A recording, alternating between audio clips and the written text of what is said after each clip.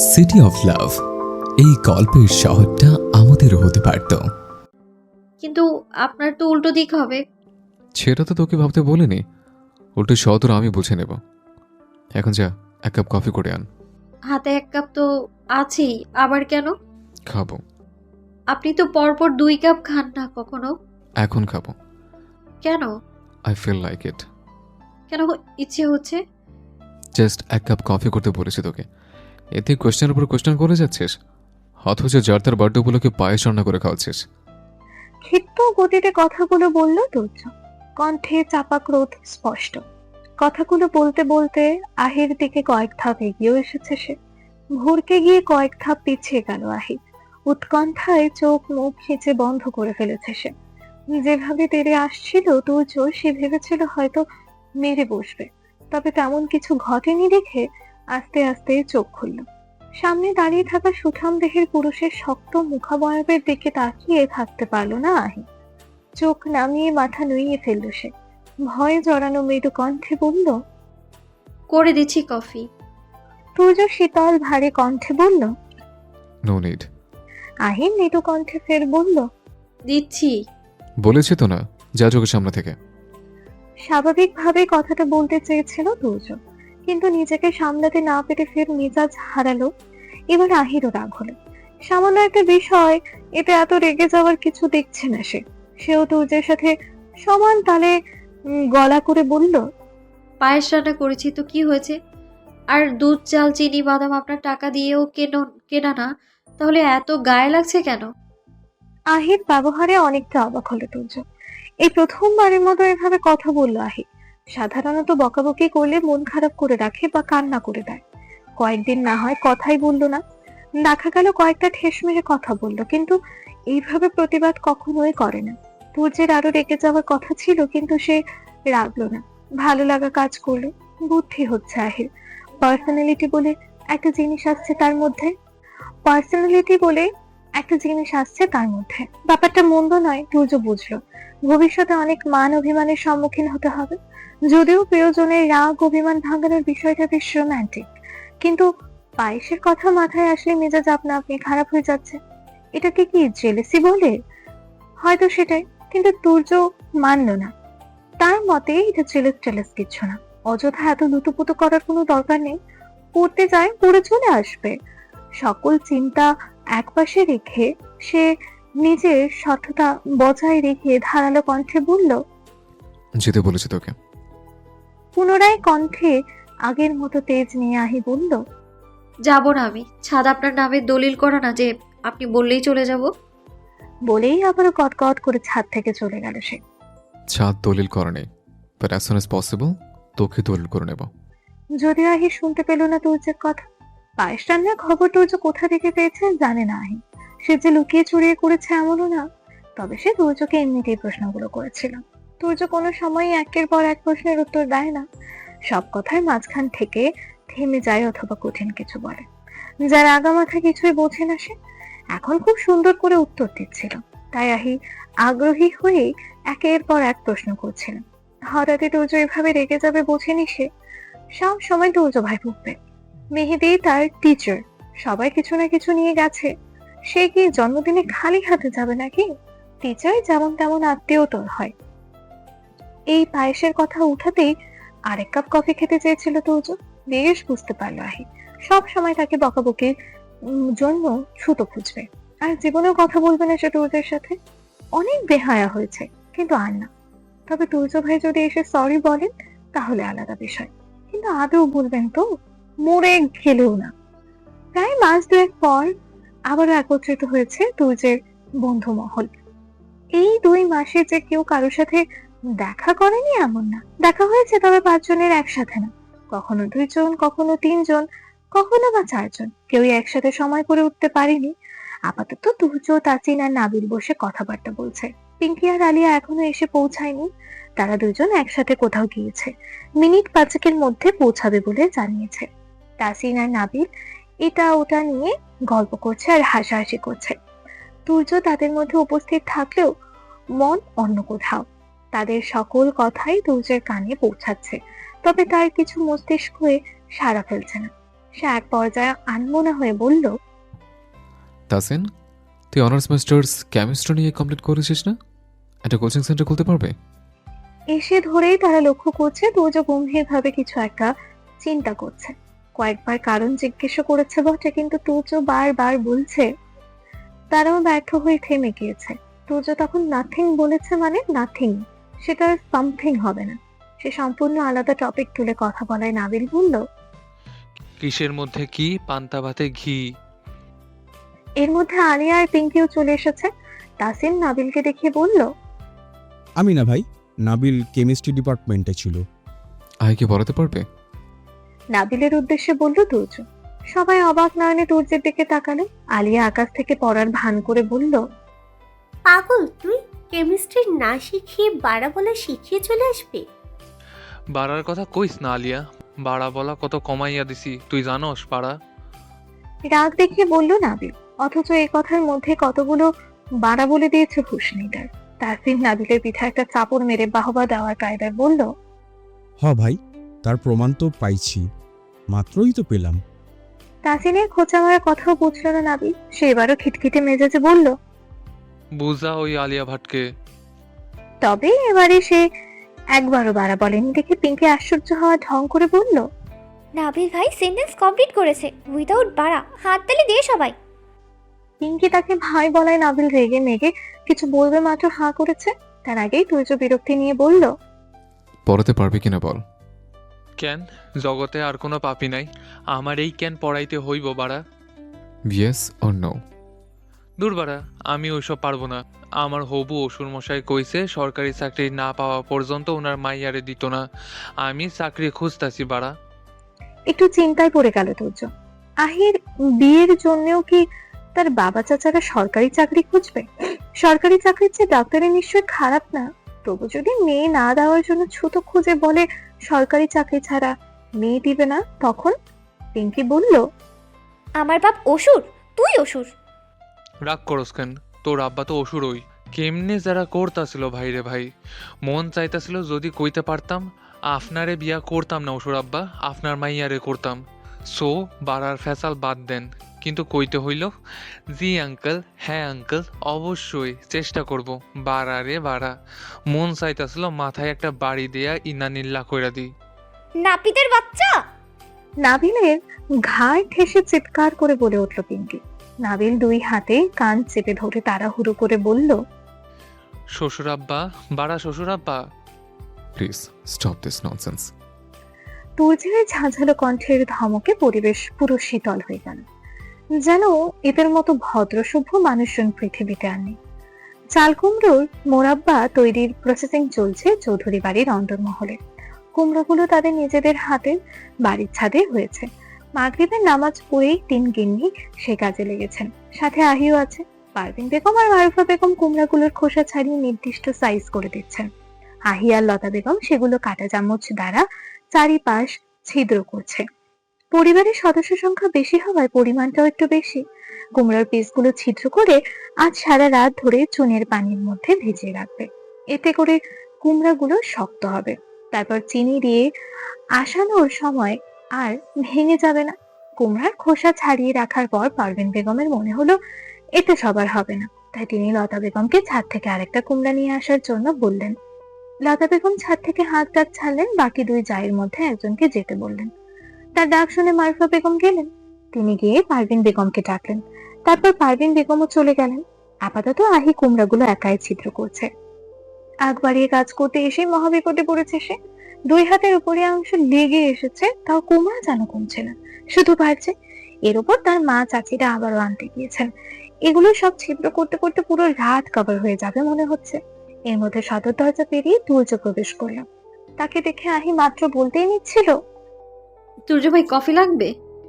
তারপর কাল সন্ধ্যার কথা মাথায় আসতে এসে তুর্যকে শুনিয়ে শুনিয়ে বলল, মানুষ হয়তো এই আশায় ঘুম কামাই করছে যে আমি তার সাথে সেদে কথা বলবো, মরে গেলেও না। কেউ চাইলে আগ বাড়িয়ে বলতে পারে, আমি কিছুই মনে করব না। আমিও।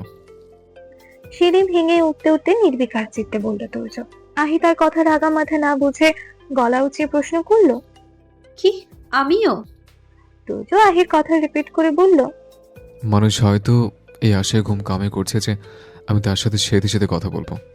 মরে গেলেও না, কেউ চাইলে আগ বাড়িয়ে বলতে পারে, আমি কিচ্ছু মনে করবো না। আহি পুনরায় কাজে মন দিল। এবারে কুমড়ার উপর চামচের আঘাতটা বেশি জোরে জোরে পড়ছে। রাগে রাগে কাজ করতে আরম্ভ করেছে, আর মনে মনে এত এত কথা শোনাচ্ছে তুর্যকে। কত বড় অহংকারী মানুষ, অহংকারে যেন মাটিতেই পা পড়ে না। এদিকে সেও সেধে কথা বলার পজিশনে নেই, কঠিন শপথ নিয়েছে। যদিও এরকম কঠিন শপথ সে অবশ্য আগেও নিয়েছে, তবে কখনো সফল হয়ে উঠতে পারেনি। আর শপথটা হলো, এইবার মনে মনে বলছে, এবারও যদি আমি সেধে তুর্য ভাইয়ের সাথে কথা বলি তাহলে আমার আর তুর্য ভাইয়ের বিয়ে জীবনেও হবে না। তাই এবারে মন চাইলেও আর কথা বলতে পারবে না। যদিও এমন হয়, তুর্য সেধে কথা বললো না, আর সেও তার কঠিন শপথ রক্ষায় কথা বলতে পারলো না, তখন কি হবে? একুল উকুল দুই কুলই যাবে। আল্লাহ যদি কথাটা সিরিয়াসলি নিয়ে নেন, তাহলে তো কথা বললে বিয়ে হবে না, আর না বললে তো হবেই না। কথা না বললে আবার বিয়ে কিভাবে হবে? তুর্য ভেবেছিল বরাবরের মতো আহি তার পিছু পিছু রুমে আসবে, বকবক করে মনের ক্ষোভ প্রকাশ করবে, তারপর নিজেই বলবে, কি হলো তুর্য ভাই? সেধে কথা বললেন না তো? থাক, বলতেও লাগতো না। আমিই বললাম, যে সেধে কথা বলে তাকে আল্লাহ ভালোবাসেন, আর দিন দিনের বেশি কথা না বলে থাকাও হারাম। ওসব হারাম কাজ কারবারের মধ্যে ভাই আমি নেই। পুরোনো কথা মনে করে মুচকি হাসলো তুর্য। এবারে হয়তো রাগটা বেশি হয়েছে, তাই এখনো রুমে আসেনি। একটু পর নিশ্চয়ই আসবে, এই আশায় ফ্রেশ না হয়ে কিছুক্ষণ অপেক্ষাও করলো সে। বারবার দরজায় নজর দিল, কিন্তু আহি আসছে না দেখে ফ্রেশ হতে চলে গেল। কিছুক্ষণ পর ফ্রেশ হয়ে বের হলো।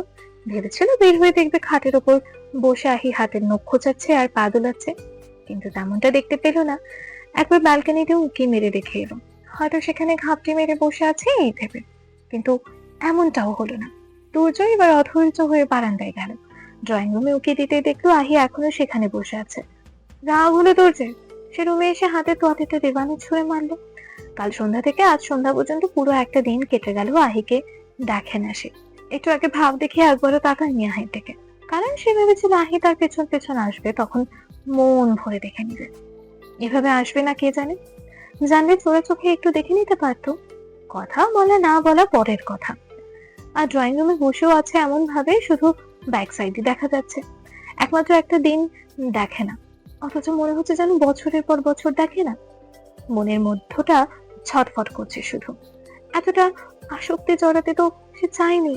মস্তিষ্ক হাতিও কোনো বুদ্ধি বের করতে পারছে না যে কোনো একটা অজুহাতে তাকে রুমে ডাকবে। এসব শয়তানি কারবার করা তো আহির কাজ, তার মাথায় আসবেই বা কি করে? তুর্য কিছুক্ষণ দম মেরে বসে থেকে রুম থেকে চেঁচিয়ে বলল, আম্মু, কফি দাও। লতা বেগম এসে কফি দিয়ে গেলেন। ছোট চাচিকে দেখে হতাশ হলো তুর্য। ভেবেছিল আহি আসবে। সে কোন রকমে কফিটা শেষ করলো, তারপর আবারও ডাক ছুড়লো, আম্মু, আরেকটা কফি দাও। এবারে তাহি আসলো। সে সেই কাপটাও শেষ করে আবারও কফির জন্য মাকে ডাকলো। এইবার পারভিন বেগম আসলেন।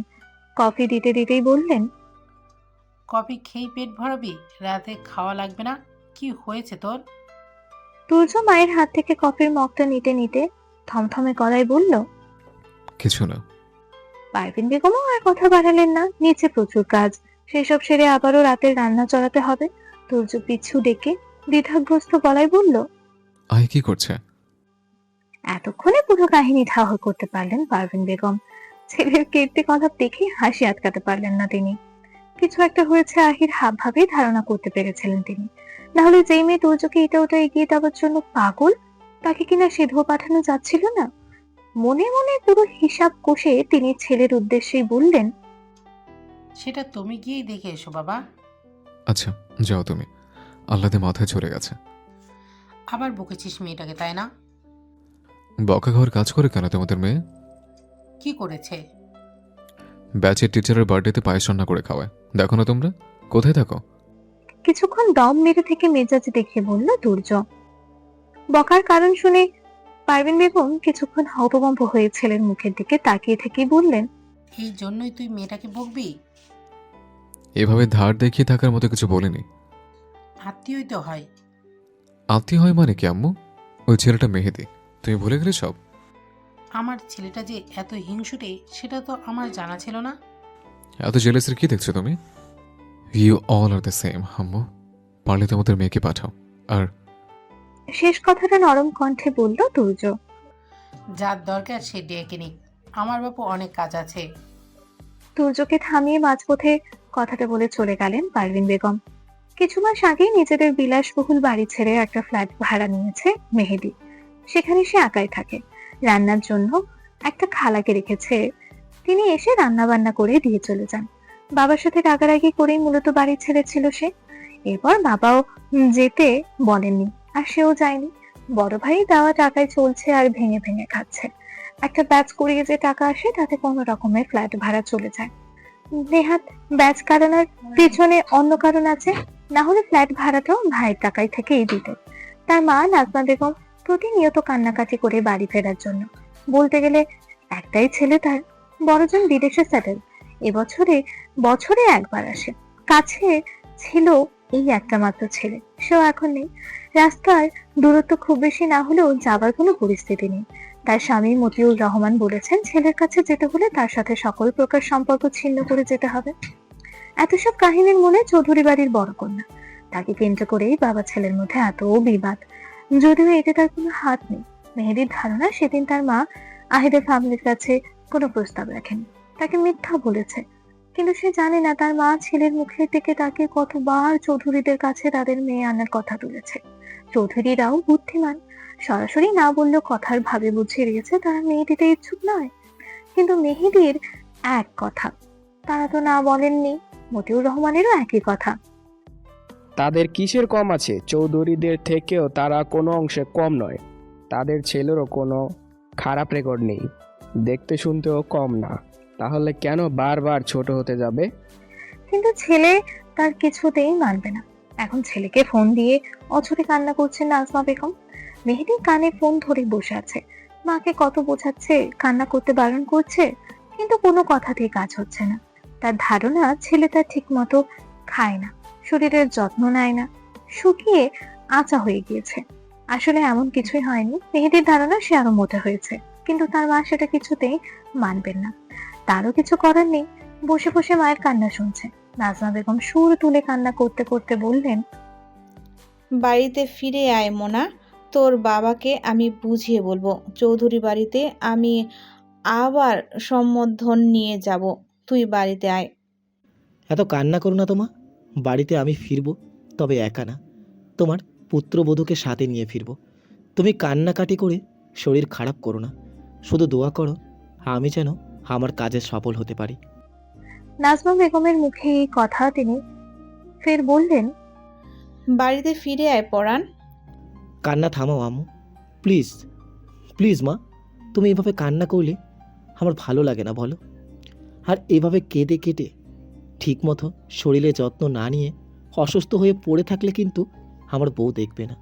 আগেই বলে দিলাম, রোগী টানতে বিয়ে করব না আমি। তোমার বড় ছেলের বউকে দেশে এনে নিজের সেবা করিও। চোখের কোণে পানি থাকা সত্ত্বেও ছেলের কথায় হেসে ফেললেন নাজমা বেগম।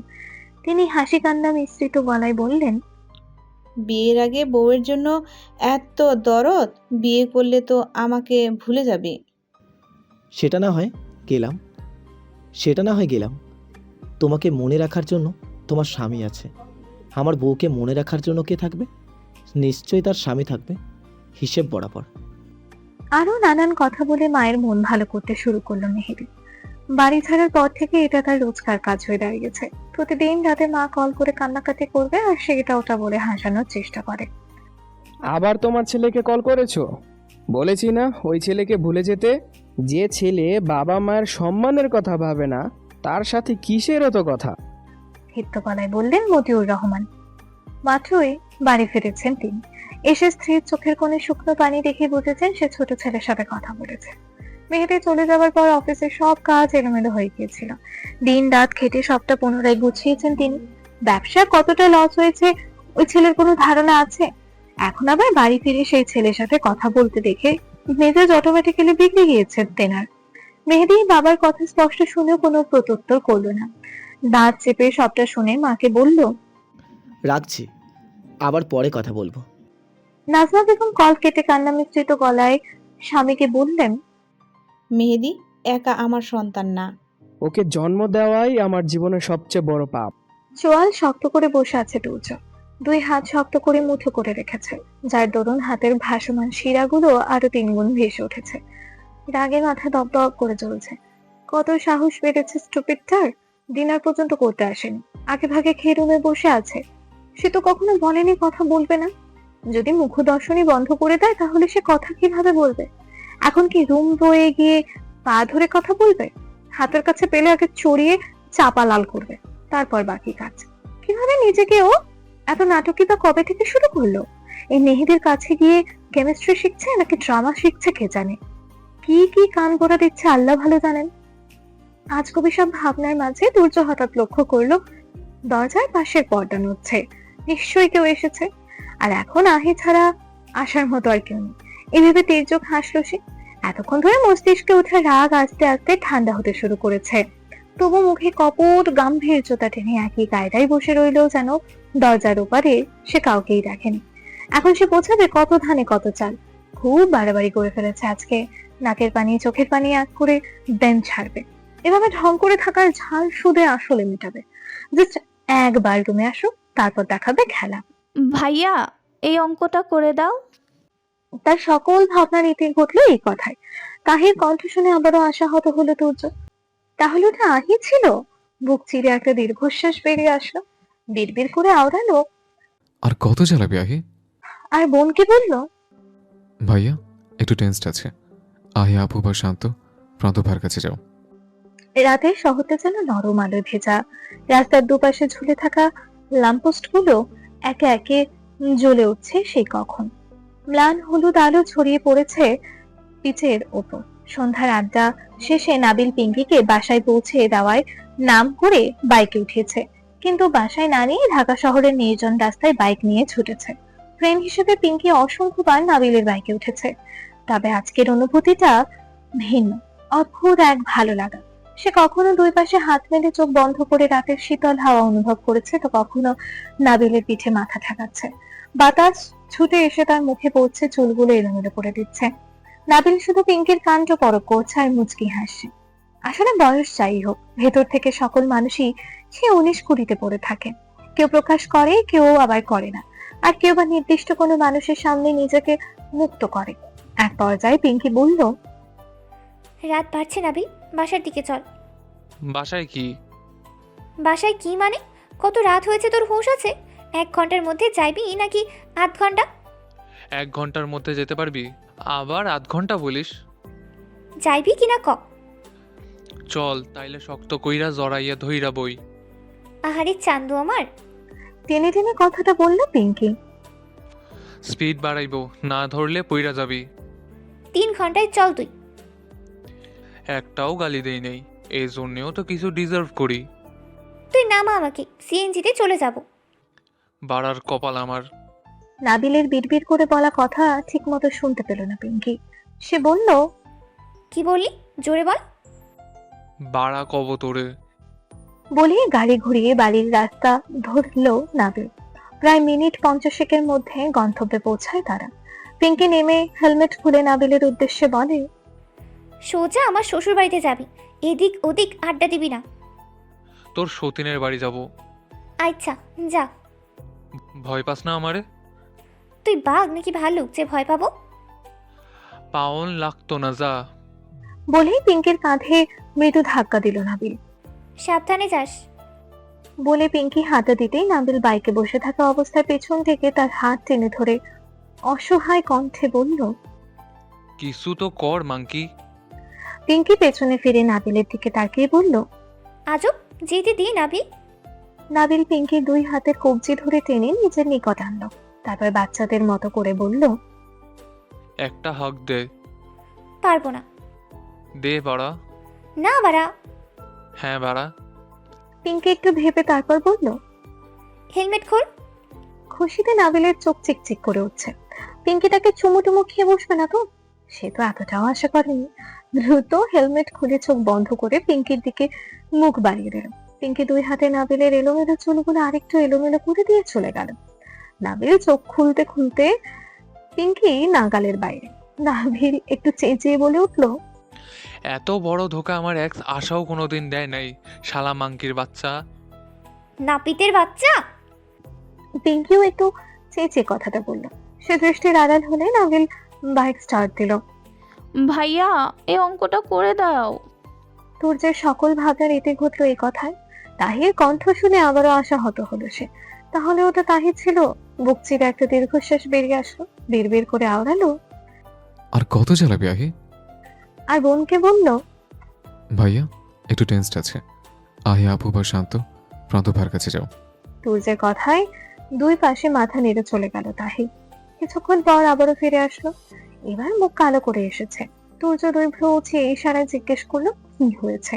আহি থমথমে মুখে বলল, শান্ত ভাইয়ার পরীক্ষা, প্রান্ত ভাইয়া অনলাইনে ক্লাস করছে, আর আহি আপু বুঝিয়ে দেয়নি। কেন, কি করছে? কিচ্ছু করছে না, শুয়ে শুয়ে রিলস দেখছে। তুমি রেফার করেছো তাই বুঝিয়ে দিতে গিয়েও দিল না, বলল তোর বিলেত ফেরত ডাক্তার ভাইয়ের কাছে যা। গিয়ে বল আমি ডাকছি। তুমি রেফার করায় বুঝিয়ে দিল না, আর ডাকছো বললে আসবে নাকি? ওকে এদিকে আয়। তাহি গিয়ে বিছানার ওপর বই খাতা মেলে বসলো। তুর্য একটু সময় নিয়ে তাহিকে ম্যাথস গুলো বুঝিয়ে দিল। বলা বাহুল্য এবারে প্রত্যেকটা ছেলে মেয়ের মাথা খুব ভালো, যার দরুন বেশি সময় নিয়ে বোঝানোর দরকার হয় না। অঙ্ক বোঝানোর শেষে তাহি কিছুক্ষণ এটা ওটা কথা বলে চলে গেল। তারপর আরো কিছুক্ষণ পার হলো। তুর্যের অস্থিরতা ক্রমশ বাড়ছে। মাত্র একদিনের বিরহে এতটা কাবু হওয়া কি মোটে ওঠে? সে ফোঁস করে একটা নিঃশ্বাস ছাড়লো। কিছু একটা ভেবে আহির রুমের দরজায় গিয়ে দাঁড়ালো। হার যখন মানতেই হবে আগে ভাগে গিয়ে মেনে নি, শুধু শুধু সারা রাত হাঁসফাঁস করে গেলাম। তুর্য হাতের উল্টো পিঠের সাহায্যে দরজায় দুইবার নক করতেই আহি বলল, কে? আসুন। রুমে প্রবেশ করলো তুর্য। আহি ভেবেছিল তার মা চাচি হবে হয়তো, যদিও তারা আসলে জোর নক করে না। তবে তুর্যকে দেখে মনে মনে বিশ্বজয়ের আনন্দ অনুভূত হলো তার। সে এখনো শুয়ে শুয়ে রিলস দেখছে। তুর্যকে দেখে চেহারায় কপট কাঠিন্যতা আনলো। এমন ভাব করলো যেন তার রুমে কেউ এসেছে সেটা সে দেখেইনি। তুর্য এসে স্টাডি টেবিলের পাশে রাখা চেয়ার টেনে বসলো। আহির বেখেয়ালিপনা দেখে বিরক্ত হলো। অনেকক্ষণ পার হলো, তবু আহির কোনো হেলদোল না দেখে তুর্যের মুখ কঠোরতায় ছেয়ে গেল। চোয়াল শক্ত করে চেপে আছে, যেন নিজের রাগকে দাঁত কামড়ে ধরে রেখেছে। অভিমান আর দহন মিশে তৈরি এক কঠিন শীতলতা জমেছে অন্তরে। আহি একের পর এক রিলস দেখেই যাচ্ছে, তবে তার পূর্ণ মনোযোগ তুর্যের দিকে। তুর্য তার কাণ্ড কারখানা দেখছে। কতক্ষণ মুখ বন্ধ করে থাকতে পারে সেও দেখবে, কিন্তু আজ তাকে হার মানতে হলো। আহি আর তার অবস্থানে অনড়। নাটক দেখার এত ধৈর্য তার নেই। What's wrong with you? নিঃশব্দ রুমে হঠাৎ তুর্যের ভারী কণ্ঠের আওয়াজ প্রতিটা দেয়ালে গিয়ে ধ্বনিত হলো। তবে আহি নিশ্চুপ মনে মনে খুব খুশি লাগছে। সে এবার রিল ছেড়ে নিউজ ফিড স্ক্রল করতে আরম্ভ করছে। তুর্যের রাগ ক্রমশ বাড়তে থাকলো। চোয়াল শক্ত হয়ে মুখশ্রী রক্তিম হয়ে উঠেছে। সে প্রশ্নটা করে কিছুক্ষণ অপেক্ষাও করলো। কোনো রেসপন্স আসছে না দেখে শব্দ করে চেয়ার থেকে উঠে দরজার দিকে পা বাড়ালো। আহি মনে মনে ভাবলো, সে তীরে এসে তরি ডুবিয়ে ফেললো। তুর্য ভাই চলে যাচ্ছেন, এবার যেন তার আরো অভিমান হলো। তুর্য পুরুষ মানুষ হওয়া সত্ত্বেও যদি তার এত ইগো থাকতে পারে, তাহলে আহির কেন থাকবে না? তবে আহির ধারণা ভুল প্রমাণিত হলো। তুর্য ডোর লক করে আহির হাত থেকে ছো মেরে মোবাইলটা নিয়ে বিছানার এক প্রান্তে ছুঁড়ে মারলো। আহির মুখের উপর সামান্য ঝুঁকে চোয়াল শক্ত করে চিবিয়ে চিবিয়ে বলল, What's your problem? বল কি প্রবলেম তোর? আহি ঘাড় ঘুরে মুখ অন্যদিকে ফিরিয়ে নিল। রাগে শরীর কাঁপছে তুর্যের। সে 3 আঙ্গুলের সাহায্যে আহির চোয়াল ধরে নিজের দিকে ফেরালো। আহি পুনরায় একই কাজ করলো। তুর্য একই কায়দায় আবারও আহিকে নিজের দিকে ঘোরালো। এবার আর চোয়াল ছেড়ে দেয়নি, শক্ত করে চেপে রেখে দাঁতে দাঁত পিষে বলল, তোর ঢং দেখার মতো ফালতু টাইম আমার নেই। আহি এবারও নিশ্চুপ, কিন্তু এবার ভয় তার বুক ঢিপঢিপ করছে। তবুও অনুভূতি শূন্য হয়ে শটান হয়ে পড়ে আছে। তুর্যের মুখের দিকে একবার চেয়ে চোখ সরিয়ে নিল। মুখশ্রী অসম্ভব রকমেই লাল হয়ে আছে। কি ভয়ঙ্করভাবে রেগে গেছেন তুর্য ভাই। তুর্যের ধারালো চাহনি দেখে তার অন্তরাত্মা ভয়ে শুকিয়ে এসেছে, কিন্তু বাইরে নিজের ভয় প্রকাশ করল না। তুর্য কিছুক্ষণ আহির মুখের দিকে রক্তিম চোখে তাকিয়ে থেকে ঝামটি মেরে গাল ছেড়ে রুম ত্যাগ করলো। এই মুহূর্তে মাথা কাজ করছে না তার। এখন এখানে থাকলে পরিস্থিতি খারাপ বই কি ভালো হবে না। যাওয়ার আগে পায়ের কাছে থাকা চেয়ারটাকে সজোরে একটা লাথি মেরে দরজাটাও জোরে লাগিয়ে দিয়ে গিয়েছে। চেয়ার পড়া আর দরজা লাগানোর বিকট শব্দে আহি চোখ খিচে কানে হাত চেপে ধরেছে। তুর্য যেতেই সে উঠে বসলো। আগেই খাটের এক কোণে পড়ে থাকা মোবাইলটা উঠিয়ে ঘুরিয়ে ফিরিয়ে দেখলো, না, মোবাইল ঠিকঠাক আছে। সেটাকে চার্জে রেখে নিচে গিয়ে আয়নার সামনে দাঁড়িয়ে চোয়াল ঘুরিয়ে ফিরিয়ে দেখলো, দুই গাল লাল হয়ে আছে, চোখে জল টলমল করছে। তুর্য ভাই কতটা পাষাণ! সরি তো বললেন না, উল্টে কায়দায় ফেলে মেরে রেখে গেলেন। যদিও কথা বলতো, এরপরে তো কখনো কথা বলবে না। পারভিন বেগম দুপুরের খাবার খেয়ে একটু শুয়েছিলেন। তখনই আহি একটা নেইল কাটার হাতে নিয়ে তার রুমে আসে। এসে বলে, আসুন বড় মা, আপনার নখ কেটে দিই। পারভিন বেগমও হাত বাড়িয়ে দেন। নখ কাটা শেষে আহি আধুরে কণ্ঠে ডাক ছাড়ে, বড় মা। ঘুমে পারভিন বেগমের চোখ প্রায় লেগে এসেছে। তিনি চোখ বন্ধ করে ঘুমের ঘোরেই বললেন, ঘুমিয়ে পড়েছেন? পারভিন বেগম চোখ খুলে উঠে বসে বললেন, না, বল। তোর আপনার ছেলে কখন বেরিয়েছে? তুর্য ভাই বলতে গিয়েও বলল না আহি। প্রতিদিন যখন বেরোই তখন। তারপর একটু থেমে ফের বলল, ছেলে বড় হয়ে গেলে তাকে উত্তম মাধ্যম দেয়া যায় না? যাই তো, মায়েরা সব বয়সের সন্তানদের উত্তম মাধ্যম দিতে পারে, কিন্তু বড় বড় ছেলে মেয়েদের গায়ে হাত তোলা দৃষ্টিকটক দেখায়, তাই আর কেউ মারধর করে না। আপনি একটু কানে ধরিয়েন, হ্যাঁ?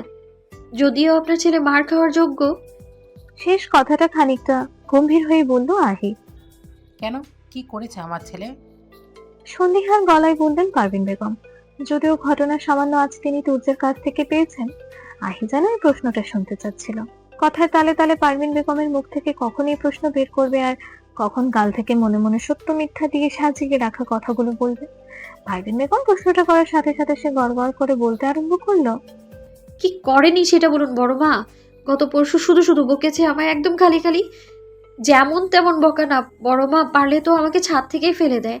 এত বকা খেয়ে আমি তো একটু রাগ করতেই পারি, বলুন পারি না? করেছি একটু রাগ, বেশি না, অল্পই। পারভিন বেগম জানেন আহি যতটা বলেছে ঘটনা ততটাও মারাত্মক না। আহির বিচারে দেওয়ার ভঙ্গি দেখে হাসি পেল তার।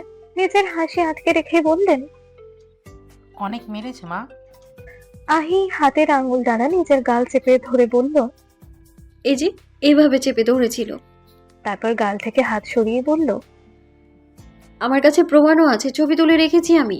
দাঁড়ান আপনাকে দেখাই আমি। বলে মোবাইল বের করে গ্যালারিতে ঢুকলো আহি। কাল তুর্য সত্যি খানিকটা জোরে তার গাল চেপে ধরেছিল। ফর্সা গাল হওয়ায় অনেকক্ষণ ধরে লাল হয়েও ছিল, কিন্তু আহি তার উপরে হালকা করে ব্লাশ দিয়ে সেটাকে আরো লাল করেছে। তারপর সেটাকে মোবাইলে বন্দি করেছে। সে পারভিন বেগমকে সেই ছবিতে বের করে দেখালো। পারভিন বেগম বুঝলেন না আহির চালাকি। তিনি উপর নিচ মাথা নাড়াতে নাড়াতে বললেন, সত্যি তো, এত জোরে মারা উচিত হয়নি। বাড়ি ফিরলে ধরবো ওকে। কেন এত জোরে মারলো? আপনার ছেলে স্বীকার করবে না, দেখে নিয়েন আপনি বড় মা। তাহলে ওই ছবিটা আমাকে পাঠিয়ে রাখ, আমিও ওকে প্রমাণ দেখাবো। আহি মনে মনে পুরোটা খুশি হয়ে গেল। সাথে সাথে ছবিটা পারভিন বেগমের মোবাইলে পাঠিয়ে দিল। এবার কি করবেন তুর্য ভাই? মার না খান, বকা তো খাবেন। পারভিন বেগম একটু থেমে বললেন, বারবার যে আপনার ছেলে বললি, আমার ছেলে তোর কি হয়? আগে ভাই হতো, এখন কিছু হয় না। একটু ভেবে থমথমে কণ্ঠে বলল আহি। কেন? এর মধ্যে ফোন বেজে ওঠে আহি। তুর্যের কল। অবাক হলো আহি, কিন্তু সে তো কিছুতেই কথা বলবে না। রিসিভ করে পারভিন বেগমের কাছে দিল। আম্মুর কাছে নিয়ে যা। গম্ভীর কণ্ঠ তুর্যের। বল, আমার কাছে আছে। মায়ের কণ্ঠ শুনে তুর্যের মুখের অবস্থা দেখার মতো। কি বলবে সে? সে তো আহিকে কল করেছিল, বেশি না হোক রিসিভ করে একটা কথা তো বলতো, সেটাও করলো না। স্টুপিড একটা। মনে মনে কথা সাজাচ্ছে সে। তুর্যের নীরবতা পেয়ে পারভিন বেগম দুষ্টুমি মিশ্রিত কণ্ঠে বললেন, আমার সাথে কথা বলবি? তাহলে আমার নাম্বার কল করতি। তুই ফোনের কাছে থাকো কিনা তাই। আচ্ছা, বুঝেছি। কি হয়েছে বল। তুর্য কথা সম্পূর্ণ করার আগে পারভিন বেগম বলে উঠলেন, তার ঠোঁটে মুচকি হাসি। ছেলেকে ছোট থেকে বড় করেছেন তিনি, ছেলের মন কি তিনি পড়তে পারেন না? সে যে এটা একটা মিথ্যা অজুহাতে কল করেছে, পারভিন বেগম সেটা বুঝেও না বোঝার ভান করলেন। আহি কান খাড়া করে রেখেছে। ওপাশ থেকে তুর্য কি বলছে সেটা শোনার আপ্রাণ চেষ্টা চালাচ্ছে, কিন্তু কোনো কথাই তার কান অবধি পৌঁছাচ্ছে না। তুর্য কোনো কথা খুঁজে না পেয়ে বলল, কি করছো? এটা জানতে মাকে কল করেছিস? হ্যাঁ। আচ্ছা আম্মু, বিজি আছে, বাড়ি ফিরে বলবো। বলে দ্রুত কল কেটে তুর্য। একাত ওকাত হয়ে কাল সারা রাত পার করেছে সে। কিছুতেই দু চোখের পাতা এক করতে পারেনি। হাসপাতাল থেকে ফিরতে ফিরতে সন্ধ্যা। কখন বাড়িতে ফিরবে আর কিভাবে পরিস্থিতি স্বাভাবিক করবে, সকাল থেকে এই টেনশন মাথায় ঘুরপাক খাচ্ছে। আর তিনি এখনো রাগ বেঁধে বসে আছেন। কলটা পর্যন্ত রিসিভ করতে পারলো না। একেই রেগেছিল, কাল রাতের পর নিশ্চয়ই আরো রেগে আছে। সে তো দুই একটা কথা বলেই চলে আসতো, কিন্তু আহি এমন ভাবে ইগনোর করায় রাগ উঠে গিয়েছিল। তুর্য চোখ বন্ধ করে একটা দীর্ঘশ্বাস ছেড়ে মনে মনে বলল, কখনো তোর মনের মতো প্রেমিক পুরুষ হতে পারবো না, এসব মান অভিমান ভাঙাতে পারবো না। আই নো দ্যাটস ওয়াই যতটা পারি ইগনোর করে চলি, কিন্তু তুই সে অভিমান করেই পড়ে আছিস। তুর্য একটু চিন্তা ভাবনা করে আলিয়ার নম্বরে কল করলো। আলিয়া কল রিসিভ করে বলল, কি রে তুর্য, অসময়ে তোর কল? কথাটা সম্পূর্ণ করতে পারলো না তুর্য, ভিতর থেকে বের হচ্ছে না। ফ্রেন্ডের কাছে এখন শুনতে হবে মেয়েদের রাগ ভাঙাতে হয় কিভাবে। তুর্য থেমে যাওয়ায় আলিয়া বলল, কি হয়েছে তোর, এভাবে আমতা আমতা করছিস কেন?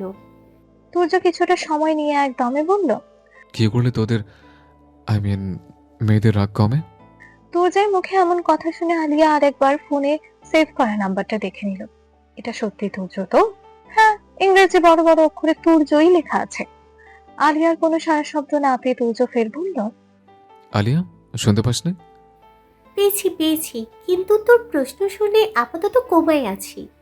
কাম অন আলিয়া, তুইও নাবিল আর তাসরিনের মতো শুরু করিস না। কে রাগ করেছে? আহি? হুম। আস্তে করে উত্তর দিল তুর্য, বাচ্চা মেয়ে, কয়েকটা চকলেট আইসক্রিম কিনে দিস, খুশি হয়ে যাবে। হবে না, স্ট্রং কিছু বল। আলিয়া কিছুক্ষণ ভেবে বলল, এটা ভিতর থেকে আসে বন্ধু, এভাবে বলে কয়ে হয় না, তুই নিজের মতো করে ট্রাই কর। নিজে পারলে তোকে বলতাম। আচ্ছা রাখ। কল কেটে দুই আঙুলের সাহায্যে কপাল তুলতে লাগলো তুর্য। একটু ভেবে গুগলে ঢুকলো সে। গুগল ছাড়া আর কোনো ওয়ে নেই, একমাত্র এবং শেষ ভরসা। এখন সার্চ দিতে গিয়ে বাঁধলো চালা। আংশিক লিখে বসে আছে, এরপর কি লিখবে একটু ভেবে তারপর সেন্টেন্সটা কমপ্লিট করলো তুর্য। লিখলো, সার্চ দিলে কয়েকটা ভিডিও এসেছে, সাথে আরো কিছু লেখা। তুর্য বেছে বেছে সবচেয়ে অল্প সময়ের একটা ভিডিও অন করলো। 2 সেকেন্ড পার হওয়ার আগে মোবাইল ভুট করে সামনে থাকা টেবিলটার উপর এক প্রকার ছুঁড়ে মেরেছে সে। এসব অশ্লীল ভিডিও, এসব অ্যাপ কোনো কাজের না, অযথায় ফোনে স্টোরেজে দখল করে বসে আছে। আহিয়া নিজেকে ওই পজিশনে ভেবে গায়ে কাঁটা দিয়ে উঠছে তার। মুহূর্তে ঠোঁট প্রসারিত হলো, ঠোঁটের কোণে তীর্যক হাসির রেখা খেলে গেল। আজ না হয় কাল তাদেরও তো এমন মোমেন্ট আসবে, তখন কি করবে আহি? তার চোখের সামনে আহির ভীত চেহারা ভেসে উঠছে। কথাগুলো ভেবেই ঠোঁট টিপে হাসলো তুর্য। তুর্যের হাসপাতাল থেকে ফিরতে ফিরতে বিকাল গড়িয়ে গিয়েছে। দুপুরের খাবার বাইরে থেকে খেয়ে এসেছে। ফিরে এসে সামান্য রেস্ট নিয়ে ফ্রেশ হয়ে বেরিয়েছে মিনিট 10 আগে। বাড়ি ফিরে নিজ কক্ষে আসার সময় দেখেছে আহির দরজা ভেজানো। হয়তো রুমে নেই, ড্রয়িং রুমেও দেখেনি, বাগানে আছে হয়তো। বাড়ির বাকি ছোট সদস্যেরও আনাগোনা পাওয়া যাচ্ছে না। সেই রুম হতে বেরিয়ে হাঁটতে হাঁটতে বাগানের দিকে গেল। সারা বাগানের এ মাথা ও মাথা একবার ভালো করে দেখে নিল। বাগানে আসেনি, বাগানে আসার সময় এবারও ড্রয়িং রুম কোথাও দেখেনি। এই সময় আহি কখনো ছাদে থাকে না। নানান হিসাব নিকাশ কষতে কষতে পুনরায় অন্দরমহলে প্রবেশ করলো তুর্য। ড্রয়িং রুমে সোফায় বসে মায়ের কাছে কফি চাইলো, নজর বারবার দোতলার দিকে। পারভিন বেগম তাকে কফির মগ দিতে হেয়ালি করে বললেন, একটু আগেও ছাদে দেখেছিলাম। অপ্রস্তুত ভঙ্গিতে হকচকে উঠল তুর্য। কফির মগে একটা চুমুক দিয়ে বলল, তো কি করব, আমি তো ওদের মেয়েকে খুঁজছি নাকি? পারভিন বেগম দুষ্টুমির সহিত বললেন, আমি তো বলিনি ছাদে আমাদের মেয়ে, তোর কেন আমাদের মেয়ের কথাই মাথায় আসলো বাবা? বলেই চলে যাচ্ছিলেন, তার মধ্যেই তুর্য মাকে পিছু দেখে অপ্রস্তুত কণ্ঠে বলল, তাহলে কে? আমার ভবিষ্যৎ পুত্রবধূ। মায়ের কথায় ঠোঁট বাঁকিয়ে হাসলো তুর্য। তারপর কফির মগ হাতে ছাদের উদ্দেশ্যে হাঁটা ধরলো। এদিকে ছাদে বসে তুর্যের জন্য অপেক্ষা করতে করতে আহি কাহিল। প্রতিদিন এই সময় তুর্য ভাই ছাদে আসেন, তাই তো সে আগে ভাগে এসে বসে রয়েছে। কালকের ঘটনার পর যদি তিনি রেগে গিয়ে আর তার রুমে না যান, তাই সে আগেই ছাদে এসে বসে আছে। চোখের সামনে পড়লে হয়তো সরি বলতেও পারেন। খানিক আগেই তো সে তুর্যের গাড়ির শব্দ শুনেছে, তারপর দৌড়াতে দৌড়াতে ছাদে এসেছে, কিন্তু এখনো আসছেন না কেন? তিনি কি কোনোভাবে খবর পেয়েছেন সে ছাদে? তাই হয়তো আসছেন না। আহি মনে মনে এসব ভাবতে ভাবতে ছাদ থেকে নামছিল। কয়েকটা সিঁড়ি ভাঙার পর তুর্যকে দেখতে পেল, সেও ছাদের দিকেই আসছে। আহির চোখ মুখ খুশিতে চিকচিক করে উঠছে।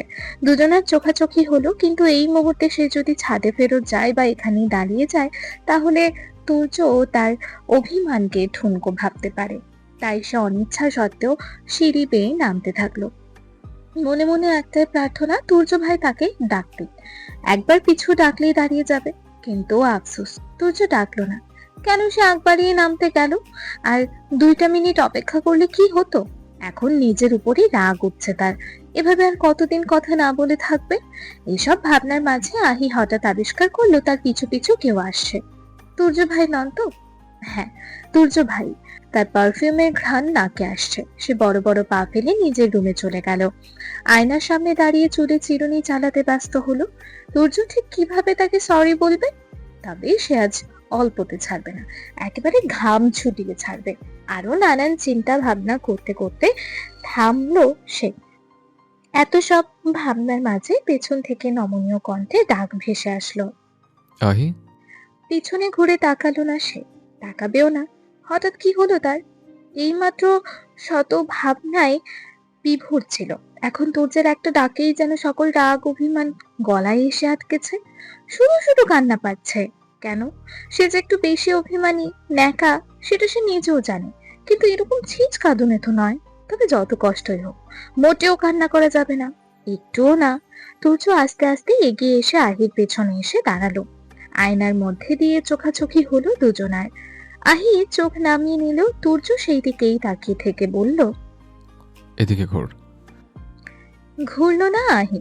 এক মুহূর্ত অপেক্ষা করলো তুর্য, তারপর আহির 2 কাঁধ আলতো হাতে ধরে নিজের দিকে ঘোরালো। আহি ফোলা ফোলা গালে মুখে গোমড়া করে দাঁড়িয়ে আছে, নজর মেঝেতে নিবদ্ধ। তুর্য তার আঙুলের সাহায্যে আহির থুতনি ধরে মুখ উঁচু করে কোমল কণ্ঠে ফের বলল, তাকিবি না আমার দিকে? সরি বলতেই হবে? না বললে হয় না? আচ্ছা, বললাম। এবার হয়েছে? এবার মাথা তুলে তুর্যের দিকে ভ্রু কুঁচকে তাকালো আহি, গম্ভীর ভাবে বলল, আশ্চর্য, কোথায় বললেন? ঠোঁট প্রসারিত হলো তুর্যের। সে 2 ভ্রু আশ্চর্য কায়দায় কপালে উঠিয়ে বলল, এই তো কথা বললি, তাহলে তো সরি বলতে হচ্ছে না। চিটিং করেছেন আপনি। বলে কাঁধ ঝাঁকি দিয়ে তুর্যের হাত সরানোর চেষ্টা করলো, কিন্তু তুর্য তার হাতের বাঁধন আরেকটু শক্ত করে নিজের মুখ বরাবর করার চেষ্টায় উঁচু করে ধরলো তাকে, যার ফলস্বরূপ তুর্যের মুখোমুখি হতে আহির পা খানিকটা উঁচু হয়ে গিয়েছে। পুরোপুরি মুখোমুখি না হলেও তুর্যের থুতনি বরাবর আহির কপাল পড়েছে। তুর্যের শরীরের স্মেল এবার পুরোপুরি আহির নাকে এসে ঠেকেছে। তার ইচ্ছে করছে জোরে জোরে শ্বাস টেনে সবটা নাকের মধ্যে ঢুকিয়ে নিতে, কিন্তু এখন তো সেটা করা যাবে না। তুর্য আচমকা আহির কানের কাছে মুখ নিয়ে ফিসফিসিয়ে বলল, সরি ম্যাডাম জি, আমি এক্সট্রিমলি সরি। তুর্যের কণ্ঠে কি ছিল আহি জানে না, তবু তার শরীরে অদ্ভুত শিহরণ খেলে গেল। তুর্য কানের কাছ থেকে মুখ সরিয়ে আহির চোখে নিবদ্ধ করলো। তার ভাবগতি বরফ করার ঠোঁট বাঁকিয়ে কিছুক্ষণ হেসে ফের বলল, সরি অ্যাকসেপ্টেড। আহি 2 পাশে মাথা নাড়ল, যার অর্থ না। তুর্যের চেহারার আদল অটোমেটিক্যালি চেঞ্জ হয়ে গিয়েছে। সে ভ্রুকুচকে চোখ ছোট ছোট করে আহির দিকে কিছুক্ষণ তাকিয়ে থাকলো। এতক্ষণ ধরে আদরে কণ্ঠে কথা বললেও এবার সিরিয়াস ভঙ্গিতে বলল, এখনো হয়নি? Okay, I am really very sorry, সত্যি সরি। যা। থেমে যায় তুর্য, তারপর বলে, নাও। আহির নিশ্চুপতা দেখে তুর্য অসহায় কণ্ঠে ফের বলল, তুই কি চাইছিস? এখন কি কানে ধরে উঠবোস করতে হবে আমায়? ক্লিয়ারলি বল। নিজের অপরাধ স্বীকার করুন, খাঁটি বাংলা ভাষায়। এতক্ষণ বাদে গমগমে কণ্ঠে উত্তর আসলো অপর প্রান্তের মানবী, অপরাধ? খানিকটা অবাক হয়ে বলল তুর্য। আহিকে ছেড়ে একটু দূরে সরে দাঁড়ালো সে, তারপর বলল, ওকে, আই মিন আচ্ছা। বলে একটু থামলো তুর্য, তারপর একটু ভেবে কয়েকটা গলা খাঁকারি দিয়ে বলল, আমার ভুল হয়েছে, আর কখনো এমন ভুল করব না যার মাসুল এভাবে গুনতে হয়। নিজের ঠাট বজায় রেখে রাশভারী কণ্ঠে বলল সে। আহির পক্ষ থেকে কোনো উত্তর না পেয়ে সে অসহায় মুখ করে তাকিয়ে রইল।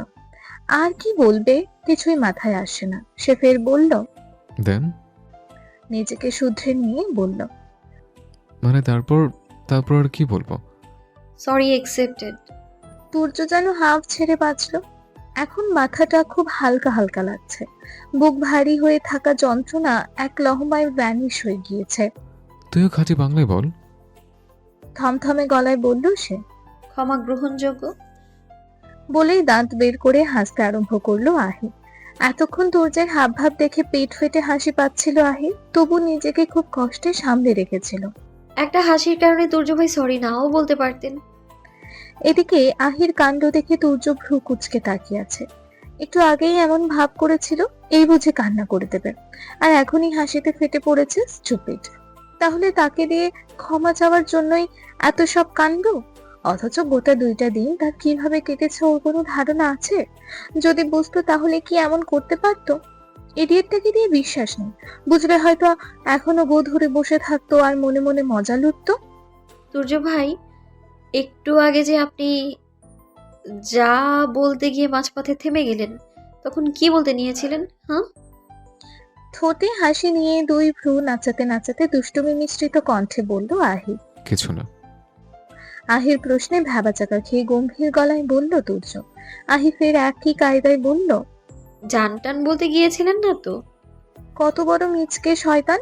একটু আগেও গুলি মেরে একটা কথা বের করা যাচ্ছিল না, আর এখন দেখো মুখ ফুসকে একটা কথা না হয় বের হয়েই যাচ্ছিল। বুঝে গেছিস ভালো কথা, মুখটা একটু বন্ধ করে রাখ না। ওনাকে সেটা খুঁজে খুঁজে জিজ্ঞেস করতে হবে। জানোয়ার বলতে গিয়েছিলাম। কথাটা বলতে বলতে রুম ত্যাগ করলো তুর্য। আহির মুখ চুপসে গেল, বিড়বিড় করেই বলল, শয়তান বেটা। পিছু ফিরল তুর্য, তবে আহির কথা শুনে নয়। সেই কিছুক্ষণ আহিকে পরখ করে বলল, এরপর থেকে বকলে আমার সাথে তর্ক করিস, ঝগড়া করিস, হাত পা ছড়িয়ে কান্না করিস, তিলকে তাল বানিয়ে পুরো বাড়ির সবাইকে নালিশ করিস, প্রয়োজন আমার নামে কেস করিস, সারাক্ষণ পেঞ্চ মেরে কথা বলিস। তবুও কথা বলিস প্লিজ। আজকের 1 ঘন্টা সময় অনেকটা নিরস ভাবে কেটেছে তারিনের। কেন জানি আজকে আহি ব্যাচে আসেনি। কাল রাতেও বলেছে আসবে, কি হলো কে জানে। তাকে না বলে কামাই করার কারণে একটু অভিমানও হলো বটে। সে কাঁধে ব্যাগ নিয়ে অন্যমনস্ক ভাবে হেঁটে যাচ্ছিল। এর মধ্যে পেছন থেকে কেউ বলে ওঠে, এই মেয়ে, এদিকে এসো। জি বলুন ভাইয়া। বলতে বলতে দরজার গোড়া থেকে আবারও রুমে প্রবেশ করে তারিন। আহি আসেনি কেন? জানি না। জানো না মানে? কেমন বান্ধবী তোমার? কোনো খোঁজ খবর রাখো না? খানিকটা দূরও শোনা গেল মেহেদির কণ্ঠ। রাতে বলেছিল আসবে, এখন আসেনি কেন জানি না। স্পষ্ট উত্তর তারিনের। ওর নম্বর আছে না? দাও। তারিনের এখন বলতে ইচ্ছা করলো, তাহলে আপনার কেমন আত্মীয় যে তার নাম্বারটাও নেই, কিন্তু সে বলল না। বেয়াদবি হয়ে যাবে ভেবে মোবাইল হতে আহির ফোন নাম্বার বের করে বলে, এটা খোলা নাও থাকতে পারে।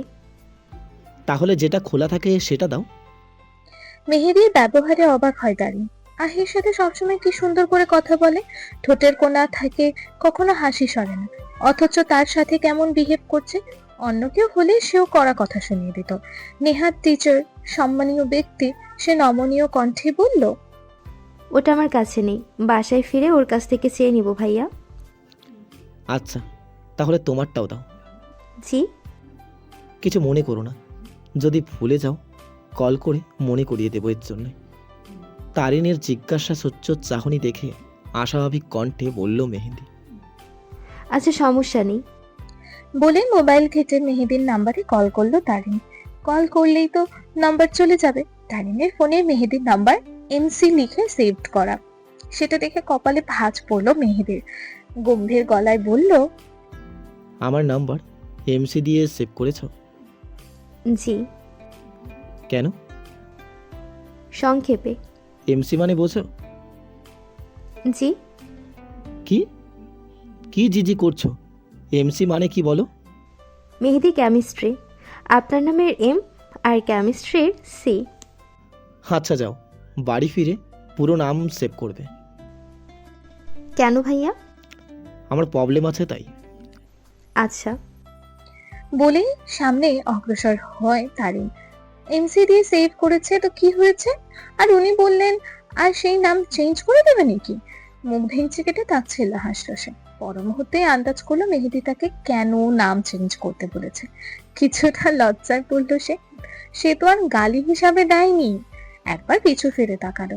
মেহেদি তার যাওয়ার দিকে চোখ ছোট ছোট করে তাকিয়ে আছে। সে দ্রুত আবারও সামনে ফিরল। আগামী 2 দিন আর ব্যাচে আসবে না। লোকটা এই এমসির কাহিনী ভুলুক, তারপর না হয় আবারও আসবে। তবে নাম যেটা একবার দিয়েছে তো দিয়েছে, সেটা পাল্টানোর মধ্যে সেই নেই। শুরুতে যখন দেয়নি আর দেখেই ফেলেছে, এখন আর পাল্টে কি লাভ? এরপরে একবার মনের ভুলেও ওনার সামনে নম্বর বের না করলেই হলো। ইদানিং একটা বিষয় নিয়ে খুব অশান্তিতে ভুগছেন মারুফা বেগম। না পারছেন কাউকে বলতে, আর না পারছেন নিজের মধ্যে চেপে রাখতে। বিষয়টা বেশি দূর গড়ানোর আগেই তার সমাধান করতে হবে। ড্রয়িং রুমে আপাতত তিনি আর পারভিন বেগম আছেন, টুকিটাকি কাজ করছেন। মারুফা বেগম একবার চারিপাশে ভালো করে নজর বুলিয়ে নিলেন। তারপর বড় বোন সমতুল্য যাকে বললেন, বুবু, তোমাকে একটা কথা বলার আছে।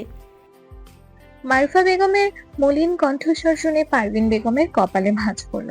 যখন নিজে কোনো সমস্যা সমাধান খুঁজে না পান, তখনই তিনি কেবল এভাবে কথা বলেন। তিনি মারুফা বেগমের হাত ধরে নিশ্চিন্ত করে সোফায় গিয়ে বসলেন। তারপর আশ্বস্ত করার কায়দায় বললেন, কি হয়েছে বল খুলে আমাকে। মারুফা বেগম একটু সময় নিলেন, তারপর ধীর কণ্ঠে বললেন, বুবু, আমরা সকলেই জানি আহির বোধ বুদ্ধি একটু কম। বেশি ছেলে মানুষই করে। সম্ভব অসম্ভব, বাস্তব অবাস্তব এসব কিছু নিয়ে ওর কোনো চিন্তাধারা নেই। বলে একটু থামলেন তিনি, তারপর ফের বলা শুরু করলেন, শেষ কয়েক মাস আহির হাবভাব তুমি খেয়াল করেছো বুবু? এতক্ষণে পারভিন বেগম জায়ের মনোভাব বুঝলেন, কিন্তু প্রকাশ করলেন না। মারুফা বেগমের মুখ থেকে তিনি সবটা শুনতে চাইছেন। মারুফা বেগম আবারও বলতে শুরু করলেন, আমার মনে হচ্ছে ও তুর্যকে ভাই হিসেবে দেখে না। ওর চাল চলন আমার সুবিধার ঠেকছে না বুবু। এখন তোমার এটা মনে নাও হতে পারে, কিন্তু আমি তো মা, ও আমার সন্তান। ওর মুখ দেখে মনে কি চলছে বুঝতে পারি। দেখ, আমরা না হয় সবটা বুঝলাম, কিন্তু তুর্য যদি কোনোভাবে এসব আন্দাজ করতে পারে, তাহলে আর রক্ষে নেই, তুলকালাম কাণ্ড ঘটাবে। এবার মুখ খুললেন পারভিন বেগম। সেসব তুর্য বুঝে নেবে, তোর এত চিন্তা করতে হবে না। তার এতগুলো কথার পিঠে জায়ের এমন উদাসীন উত্তর শুনে চমকালেন মারুফা বেগম। তিনি আর কি বলবেন খুঁজেই পেলেন না। তার এতগুলো কথা শুনে পারভিন বেগমের তো একটু চিন্তায় পড়ার কথা ছিল, কিন্তু তিনি নির্বিকার এই বাড়িতে এসেছে ধরে তিনি কোনো সমস্যায় পড়লে বড় যাকে জানান এবং সাথে সাথে সমাধানও পান। এই প্রথমবারের মতো পারভিন বেগমের এতটা উদাসীনতা লক্ষ্য করলেন তিনি। মারুফা বেগম কিছুটা আন্দাজ করতে পেরেছেন দেখে পারভিন বেগম প্রথমে একটু চিন্তায় পড়লেও এখন আর করছেন না। হুট করে সবাই সবটা জানার আগে আস্তে আস্তে একটু একটু করে জানাটাই ভালো। এতে তাদের মস্তিষ্কেও চাপ কম পড়বে, সবটা মেনে নিতেও সহজ হবে। ছেলের অনুমতি থাকলে তিনি তুর্যের দিকটা মারুফা বেগমকে জানিয়ে দিতেন। কিছুক্ষণের নীরবতা শেষে পারভিন বেগম বললেন, মেজো, যদি শুনিস আমার আর তুর্যের দিক থেকে কোনো আপত্তি নেই, তাহলে তোর কোনো আপত্তি থাকবে? আমি সিদ্ধান্ত নেওয়ার কে বলো বুবু? তার বাপ আছে, চাচারা আছে, কিন্তু আমি চোখ বন্ধ করে বলতে পারি, পুরো পৃথিবীর মানুষ রাজি থাকলেও এই সম্পর্কে তুর্য কখনো রাজি হবে না।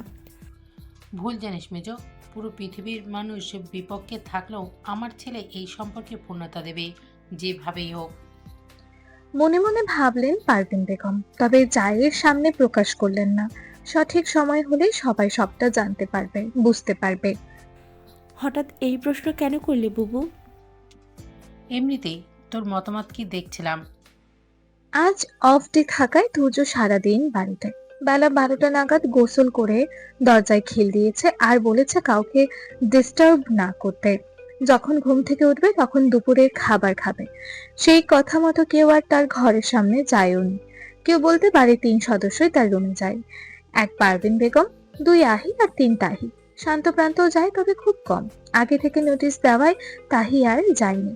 আহি বাড়ি থাকলে অর্থাৎ ভার্সিটি না গেলে অবশ্য কোনো নোটিশে কাজ হতো না, নোটিশ দেওয়ার আরো বেশি করে যেত। দুপুর 2টার পরও তুর্য দরজা খুলছে না দেখে পারভিন বেগম একবার গিয়ে কড়া নেড়েছিলেন। কোনো সাড়া না পেয়ে দ্বিতীয়বার আর শব্দ করেননি। আধা ঘন্টা পর আরেকবার চেক করতে দেখেন উঠেছে, তাই ট্রেতে করে দুপুরের খাবার সাজিয়ে ছেলের রুমে ঢুকছেন তিনি। টেবিলের ওপর খাবার রেখে বিছানা গুছিয়ে বসতেই তুর্য ওয়াশরুম থেকে বেরিয়েছে। খাবার আর মাকে দেখে বলল, ডাইনিং এ খেতাম, কষ্ট করে আনতে গেলে কেন? ছেলে মেয়ের কাজ করতে মায়েদের কষ্ট হয় বুঝি? মায়ের কথার বিপরীতে শুধু একটু মুচকি হাসলো তুর্য। তারপর কাউচে বসে ওর উপর প্লেট নিয়ে খাবার খেতে আরম্ভ করলো। পারভিন বেগম ছেলের সামনে খাটে বসে আছেন। তুর্যের খাওয়া প্রায় মাঝপথে। তখন পারভিন বেগম বললেন, আমার মনে হয় এবার সবাইকে সবটা জানানো দরকার। কোন বিষয়ে? তোর আর আহির, তোর মেজমা কিছুটা আন্দাজ করতে পেরেছে। একে একে বাড়ির সবাই বুঝতে পারবে। তারা নিজে থেকেই জানলে সমস্যা আরও বাড়বে। তার থেকে ভালো তুমি নিজেই জানিয়ে দাও আব্বা। জানুক, নো প্রবলেম। এখানে লুকোচুরির কি আছে? আমি তো লুকোচুরি করে কিছু করছি না। ছেলের গা ছাড়া কথা শুনে একটু রেগে সন্দিহান কণ্ঠে পারভিন বেগম উল্টে প্রশ্ন করলেন, তুই লুকোচুরি করিস না? তুর্যের কাট কাট উত্তর, না। যাকে ভালোবাসিস তার সামনেই প্রকাশ করিস না, এতটাই গোপন করে রেখেছিস, আবার বলছিস লুকোচুরি করিস না? কিছুক্ষণ চুপ করে থাকলো তুর্য। খাবারের শেষ লোকমা গালে তুলে ধীরে সুস্থে চিবিয়ে হাত ধুতে ধুতে বলল, ফার্স্ট অফ অল, আমি ওকে ভালোবাসি না। ভালোবাসলে বলে দিতাম। আর সেকেন্ডলি, তুমি যখন সবটা বুঝতে পেরে জানতে এসেছিলে, আমি অস্বীকার করেছিলাম? করিনি। মেজমা জানতে আসুক, আমি সেখানে অস্বীকার করতে যাব না। একটু থেমে ফের বলল সে, মেজমা কেন, বাড়ির কারোর সামনে অস্বীকার করবো না। তাহলে সবাইকে জানিয়ে দে, না হলে বল আমি জানাই। সময় হলে আমিই জানাবো। এখনো সময় হলে? হ্যাঁ। কিছুক্ষণের নীরবতা। মা ছেলে দুজনেই নিশ্চুপ। পারভিন বেগম ছেলের মন পড়ার চেষ্টা করছেন, কিন্তু তার ছেলে এতটাই শক্ত খোলসে আবৃত, তিনি মা হয়েও সময় সময় ব্যর্থ হয়ে পড়েন, যেমনটা এখন হচ্ছেন। তুর্য কি আসলে এই সম্পর্কটা নিয়ে সিরিয়াস নাকি মোহ? পারভিন বেগম কখনো কখনো ভেবে কোনো কুল কিনারা পান না। যদিও মোহ এত বছর ধরে থাকার কথা নয়। নীরবতা ভাঙল তুর্য, গম্ভীর ভারী কণ্ঠে বলল, তোমার কি মনে হয় বাড়ির সবাইকে জানিয়ে দিলাম আর তারা ঘটা করে আমাদের বিয়ে দিয়ে দিবে? কোনো বাধা আসবে না? সব টাকা তো পানি পানি মনে করো না আম্মু। ছেলের কথায় পারভিন বেগম কিছু বলতে যাচ্ছিলেন, কিন্তু তার আগেই তুর্য ফের বলে ওঠে, কেউ কিছু না করলে তোমার স্বামী আর দেবর বিনা বাধায় আমাকে মেয়ে দিবেন না। আর তখন শুধু আমার ওপিনিয়ন চাইবে না, তোমাদের মেয়েদেরটারও চাইবে। ওকে দিয়ে আমার কোনো বিশ্বাস নেই আম্মু। বাপ চাচার এক ধমক খেলেই কাজ ছাড়া, সেকেন্ডের ব্যবধানে মদ ঘুরিয়ে ফেলবে। আগে দেখি সে আমার জন্য কতটা পাগল হতে পারে, দেন। আর আগেই যদি বিষয়টা একে একে বাড়ির সবার কানে চলে যায়, তখন তখন কি করবি? তুর্যকে থামিয়ে বলে উঠলেন পারভিন বেগম, যাবে না, আর যদি যায় যাবে, আই ডোন্ট কেয়ার। যদি এমন হয় বাড়ির কেউ মেনে নিল না, তখন কি করবি আব্বা? করুণ সুরে বললেন পারভিন বেগম। তুর্যের অকপট উত্তর, ওকে নিয়ে চলে যাব, ওকে নিয়ে চলে যাব। এই জন্য আহিকে তো আমার হাত ধরে সাহস থাকতে হবে। দ্যাটস ওয়াই এত অপেক্ষা। যেদিন বুঝবো তোমাদের মেয়ে আমার জন্য শুধু পরিবার নয়, পুরো পৃথিবী ত্যাগ করতে পারবে, সেই দিন সবটা প্রকাশ করব, সো দ্যাট ফ্যামিলি ছাড়ার কথা বললে ওকে দ্বিতীয়বার ভাবতে না হয়। শুধুমাত্র আহির জন্য পুরো পরিবার ত্যাগ করবি? আর্তনাদ করে বললেন পারভিন বেগম। তোমরা মেনে নিতে না পারলে সেটা তোমাদের ব্যর্থতা, আমার কিছু করার নেই। বাই দ্য ওয়ে, আয় শুধুমাত্র না, ও একমাত্র, দ্য অনলি ওয়ান। এরপর আরো কিছুক্ষণ কথা হলো মা ছেলের। পারভিন বেগম তুর্যকে বোঝানোর নানান চেষ্টা করে হার মেনে চলে গেলেন। মা যেতেই তুর্য জানালার ধারে গেল। 2 হাতে পর্দা সরিয়ে জানালার কাচ ঠেলতে ফুরফুর করে বাতাস প্রবেশ করলো। কিছুক্ষণ বিকালে প্রায় ডুবন্ত সূর্যের দিকে চেয়ে রইল সে। আস্তে আস্তে সূর্যটা ডুবে গেল। তুর্য সেটা চেয়ে চেয়ে দেখলো। তারপর খালি গলায় সুর তুলে গেয়ে উঠল, খোলা জানালার দক্ষিণে বাতাসে ঢেকে যায় পর্দার আড়ালে। কখন তুমি এসে এসে বলে দাও আছি তোমার পাশে। বহুদূর পথ ভীষণ আঁকা বাঁকা, চলতে ভীষণ ভয়। তুমি এসে বলে দাও আছি আমি পাশে, করো না কিছুতেই ভয়। কখনো ভাবিনি চলে যাবে তুমি আমাকে এভাবে কাঁদিয়ে। কখনো বুঝিনি ফিরে আসবে না আমার পৃথিবীর ইয়ে। এই যে শুনছো মাই প্রিয় শ্রোতা বন্ধুরা, তোমরা শুনছো সিটি অফ লাভ প্রেরিত প্রেমে সিক্ত গল্প। আর আমাদের সাথে পথ চলতে do like, comments and share. আর সাবস্ক্রাইব করতে কিন্তু একদম ভুলবে না। টাটা।